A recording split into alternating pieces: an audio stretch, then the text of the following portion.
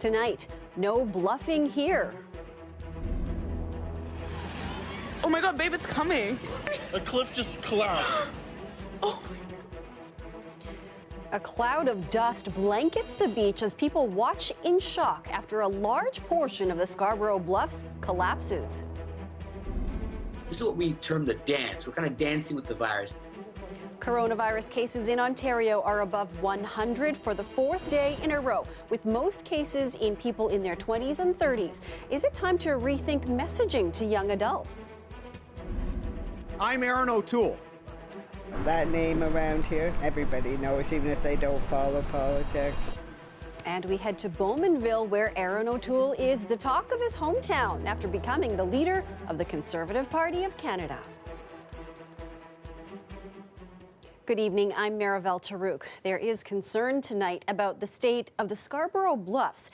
Is it safe for people to be near them? The questions come after an incredible collapse of the rock face was captured on camera. As Greg Ross tells us, the good news is no one was hurt. A cliff just collapsed. This cell phone video captured the moment a large chunk of the bluffs fell into the water below, creating a huge cloud of dust and debris that covered a large section of the beach.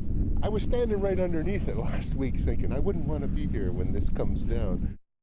Regulars at Bluffers Park Beach will tell you it's not uncommon to see people walking along the base of the bluffs in the same area where this massive collapse happened yesterday. Last time I was here, I saw kayaks parked just underneath where the erosion happens. But after seeing this, many are having second thoughts. I'm not going to be walking right under them anymore, no. This kind of erosion is not uncommon at the Bluffs. In fact, it's been happening for centuries. The bluffs are not made of rock. They're actually made out of sand. It's ancient glacial and river deposits from the Lake Iroquois, which was here about 13,000 years ago. That's when mammoths and cave bears were roaming southern Ontario. But for modern times, this collapse was on the larger side. That's probably several hundred tons of debris that have fallen down. While it's impossible to stop the erosion, the city is trying to do some things to slow it and make the area safer for people. The city and Toronto Region Conservation Authority are working on the project called the Scarborough Waterfront Project. Matt Johnston is the senior erosion manager with the Toronto and Region Conservation Authority. He says they've started to build out the land under the bluffs to create a barrier from the lake. So what that does is it protects the base of the bluff from wave action and toe erosion. The bluffs will still erode, but the distance back they will go will be much smaller because you have that stable base from the bottom. Just west of here, you can see where they've already started building up the land underneath the bluffs. You can see they've got a solid rock base there to protect the base of the bluffs from those waves. And they've also got barriers at the top of the bluffs to keep people 5 to 10 meters away from the edge because it's very unstable up there as well. So whether you're walking along the base here or if you're on top, you really have to be careful. Greg Ross, CBC News, Toronto. Ontario recorded 105 new COVID-19 cases today. It's the fourth day in a row we've been above 100 new daily cases. And as Lorenda Redicop tells us, health officials say people in one particular age range are seeing the biggest spike in numbers. The largest number of new cases was here in Toronto.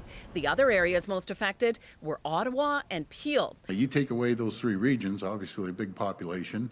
The province and the people are doing great. We'd have 30 cases. So in these large urban areas, we just have to keep an eye on it. This was the fourth straight day of more than 100 cases in Ontario. At the same time, testing numbers were down. It's the first time in almost 3 weeks that fewer than 20,000 people got tested. But experts say given we've been in stage 3 for almost a month, an increase in cases was expected. We're kind of dancing with the virus. It kind of comes up in certain places. We identify it quickly, we stamp it out, and we prevent a big outbreak. But the good news is with this number, we have not seen any explosive growth. For both the last 2 days, people in their 20s and 30s represented the highest number of new cases, followed by the 40 to 59 age group. The oldest age category had the smallest increase. Dr. Suman Chakrabarty feels health officials may need to change their messaging to younger adults. Less scolding, but making it clear young people do become sick with this virus. Today, Toronto's top health official did just that, reminding people of the recent death of a previously healthy 19-year-old in Quebec. This, sadly, is tragic proof that COVID-19 can impact anyone at any age with devastating consequences. Another suggestion, loosen liquor laws, as we've seen in some other provinces. You know, you're not having a kegger in the middle of the park, but look, you could have a beer outside, and that would kind of take a group of people away from, say, indoor dining, indoor bars, and parties, of course, that are happening in houses. The numbers of people in hospital with the virus is mostly unchanged, with 40 across Ontario, 12 of them in the ICU. Lorenda Redicott, CBC News, Toronto. The new leader of the Conservative Party of Canada will speak publicly tomorrow. Erin O'Toole will hold a press conference in the morning where it's expected he'll announce some key positions for his opposition party. It's been an unforgettable 24 hours for the MP for Durham. After a lengthy delay in vote counting, he won the leadership very early this morning. Chris Glover visited O'Toole's hometown of Bowmanville to gauge reaction to his victory. To Bowmanville, Ontario, to my home in the Toronto area. Playing up his GTA roots last night, it's voters in the 905 new Conservative leader Erin O'Toole is particularly keen to attract. Do you know who Erin O'Toole is? No, I don't.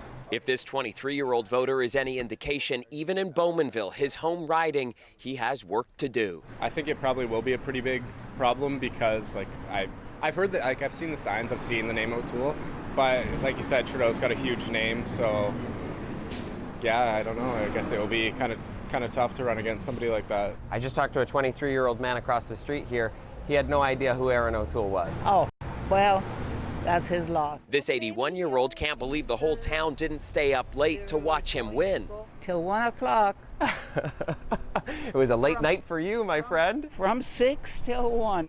The O'Toole family name is a familiar one around here. His dad, John, was the Conservative MPP for Durham for 20 years. And I think he's very well known. That name around here, I mean, everybody knows, even if they don't follow politics. Because I believe that whether you are black, white, brown... To help his appeal across the GTA, O'Toole promises inclusivity. And you have a home in the Conservative Party of Canada. He also talked about growing up in Bowmanville, where I am now. How important is the 905 going to be to an election for him? Very important. The 905 is where elections are won and lost more often than not. The diversity message, combined with the former cabinet minister's experience, will engage young people too, says the former president of the provincial PC Youth Wing. Some leaderships don't. This was one of the leaderships that really got a lot of Canadians excited, including Canadians that had never been involved in politics before, and especially young people. We saw his message for all Canadians, Yeah. but how is he going to make sure that other Conservatives stick with him who might be a little bit more socially conservative?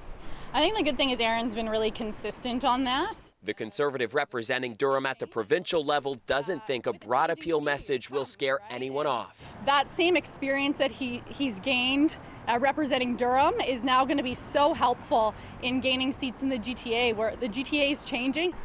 So now we've heard the first part of his pitch. We'll have to see if it sticks with voters here in Durham, right across the GTA, and then, of course, the country as well. Chris Glover, CBC News, Bowmanville. Premier Doug Ford offered his congratulations to Erin O'Toole today, but said he will not be campaigning for the Conservatives in the next federal election. You know something, I'm going to take the high road here. I'm going to just work hard with Ontario. I wish them all the best. Federal Conservatives, I wish all the federal parties all the best. My main goal, my main focus is to stay here in Ontario, focus on Ontario, and again, getting our economy back up and running, make sure everyone's safe here. And I'm too busy to get involved in any election in the future, and I'm not going to either. So I wish everyone all the best and let the best person win.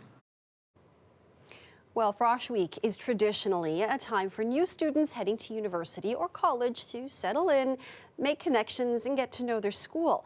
This fall, first years will be getting a much different experience. As Lisa Shing shows us, not only have their classes moved online, but so has all the fun. 8, 9, 10, woo! There won't be the chants, the gatherings en masse, and likely few parties this time around. And we are the Campus Tours Subcommittee. Instead, Frosh Week this year for most schools will look more like this.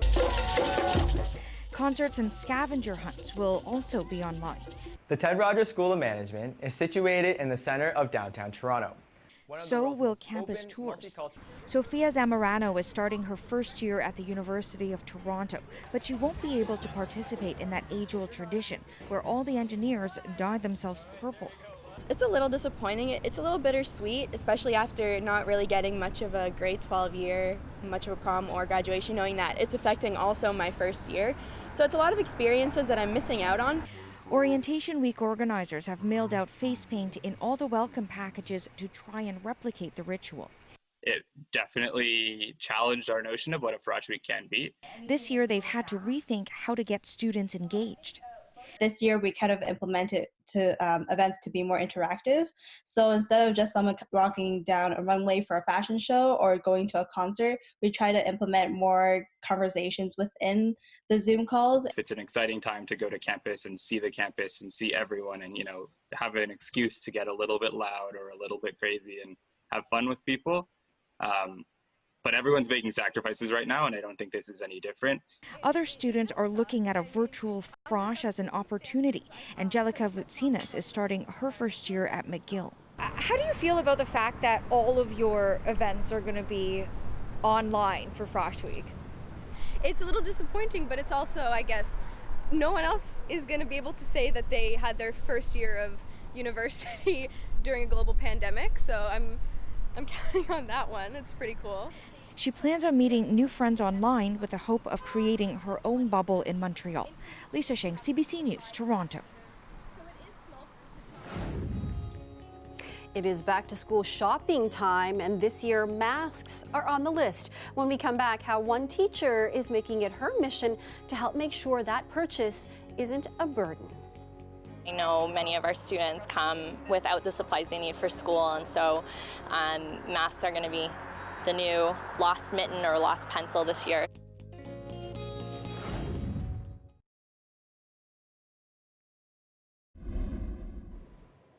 The final structural piece to Michael Garron Hospital's new patient care center will be installed this week. But first, the hospital is rallying the community in a stance against racism. Earlier this summer, 2 nooses were found hanging at the construction site. It represents unity as we finish our construction site, and as we move away from the act of racism that happened on the site. It's one of the gestures we're doing to bring healing and positive vibes and good spirits. It will include Indigenous artwork as well as messages put up by the community at the site where the nooses were discovered back in June. Over the last few months, 5 nooses have been found hanging at 4 construction sites in Toronto. A member of the Coalition of Black Trade Unionists says he commends the hospital's initiative and says unions have been doing a lot of work when it comes to anti-Black racism education on job sites. Not going to fix everything, and we're going to be living in a perfect world. But if at the end of it all we have less issues like this happening, then we've made a difference. If at the end of it we've encouraged workers of color, Black workers, to get in the industry and start a career, we've made a difference. Police are investigating the incidents as hate crimes. No charges have been laid. Campbell says he's also aware of other more recent noose incidents on construction sites. Well, when students return to class next month, most in the GTA will be required to wear masks. One high school teacher felt this could be a financial burden for some families, so she decided to do something about it. Kelda Yoon has more. Rachel Thomas is a high school teacher. She was stocking up on school supplies when she realized there's one more thing students will be needing in September. Masks are going to be the the new lost mitten or lost pencil this year. All students in Toronto will be required to wear masks come fall. Both the city's public and Catholic school boards say they will be providing free ones, but Thomas says a few just won't be enough. She also knows many families are already struggling. COVID disproportionately is affecting our lower income communities across our province, across our country, across our world. So I don't want the safety of children with parents having to buy masks be yet another hurdle. So last week, she launched the initiative Love Masks. People can donate handmade or store-bought masks at designated locations listed on the website. Families in need and school staff can pick up masks for students at those same spots or reach out to have them delivered. Kids don't want to be stigmatized having to force to be wearing the free mask day after day after day after day. So this initiative kind of gives kids the dignity to pick their own masks and sort of blend in with their classmates. Zara Donani is the owner of Old School General Store in East York, a popular community hub that quickly jumped on board to be one of the drop-off locations. It tackles something that most people don't even think about, that part of COVID safety is equity. And so this initiative is about equity. We know that back to school can be inequitable. Elise Rich lives in the neighborhood. She's a volunteer at the Bethany Food Bank, which will be helping to distribute the masks. Part of the reason why I reached out to Rachel is because since COVID began really hitting hard in March, we've seen our numbers triple at our food bank location. And in large part, that's big families. And if you have multiple children, the number of masks is overwhelming. We're hoping to really get as many masks out before school starts. Thomas will begin delivering them this week. Kelda Yoon, CBC News, Toronto. Well, with weeks to go until the start of the school year, do school boards know what they need to do to make sure classrooms are safe? Tomorrow on Metro Morning, host Ismaila Alpha will talk to the chair of the Halton District School Board about the many questions they still want the provincial government to answer. Listen to Metro Morning weekdays from 5:30 to 8:30 a.m. on CBC Radio 1.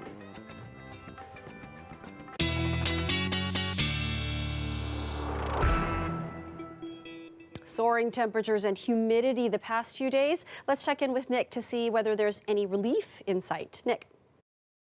Well, Miravel, we've had heat warnings in effect across the GTA today. Those should be dropped, though, as temperatures start to drop, and this all in the wake of some showers and thunderstorms that we're seeing tonight and into tomorrow as well. So here's a look at your weather headlines. Overnight, we're looking at some thunderstorm activity across the GTA and actually surrounding areas as well. By tomorrow, back to seasonal temperatures or thereabouts, and midweek, a little bit unsettled. We'll get to that in the long-range forecast. Here's a look at temperatures as we saw them today, up to 32 degrees with the Humidex. It felt like 37. Still a muggy night tonight, but things are changing. There's our line of showers and thunderstorms that'll roll through. Early morning hours tomorrow. Could still be a little wet if you head out, but after that, we're looking at a mix of sun and cloud. Now, as we saw today, we're probably going to see a few pop-up showers through the afternoon tomorrow as well, although generally speaking, they'll be isolated in nature and likely to the east of the city. So for the most part, it should stay dry, but a few spotty showers not out of the question. Same story as we head through Wednesday as well. And then we're tracking this. This will be a weather maker for southwestern Ontario Wednesday morning and afternoon, but for the Golden Horseshoe, closer to Wednesday evening through Thursday, that's when we're looking at more in the way of showers and thunderstorms. Tonight, thunderstorm activity as well in southwestern Ontario. I think it'll just miss the Windsor area, but out across most of southwestern Ontario, we're looking at a line of showers and thunderstorms. Tomorrow, same story, isolated in nature as well, highs to about 27 degrees. But again, it won't be an all-day event. We are going to see them. For the Golden Horseshoe, same story. Showers and thunderstorms sweeping through the region as we move through tonight. And then tomorrow, we've got the isolated risk of showers. But for the most part, a mix of sun and cloud. Highs to about 28 degrees and the Humidex lower at about 33 for tomorrow afternoon. There's a look at the long-range forecast. Wednesday, you notice we're actually below the seasonal mark. Seasonal is about 24 degrees for the GTA. Slight chance of seeing showers. Better chance, though, of some mixed weather as we head toward the end of the week. Miravel. All right. Thanks, Nick. The weather is brought to you by Trane, the most reliable heating and cooling brand. We test, so it runs. It's hard to stop a train. The monarch butterfly population is decreasing here in the GTA and across the world, but work is being done to help. I'm Angelina King at Tommy Thompson Park. I'll have more on that and how you can help save the monarchs. That's coming up.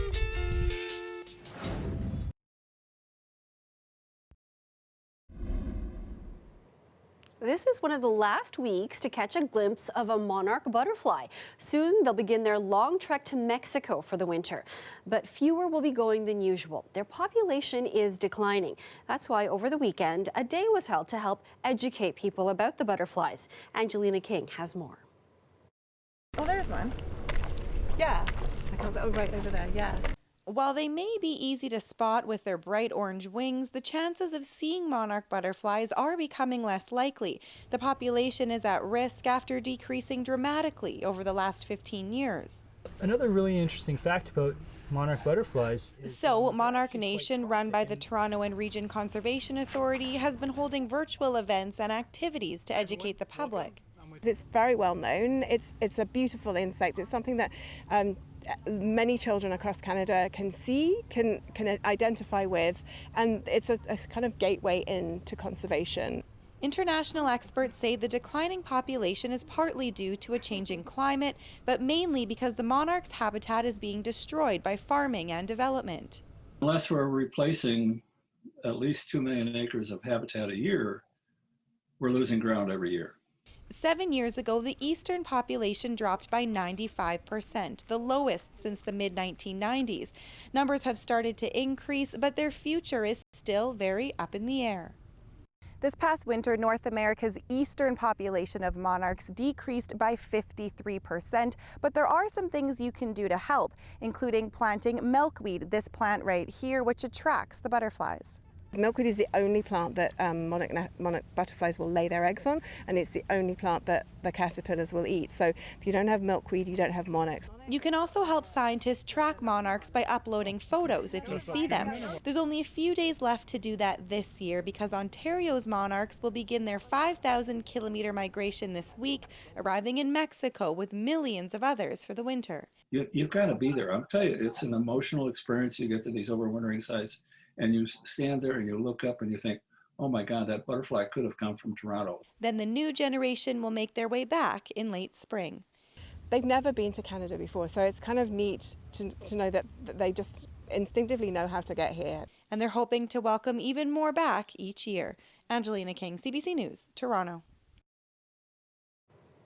A wonder of nature. And that's our show for you tonight. Thank you for watching. Dwight Drummond has your next local newscast tomorrow at 6. Our 11 o'clock show is preempted by hockey tomorrow. Have a great night, everyone.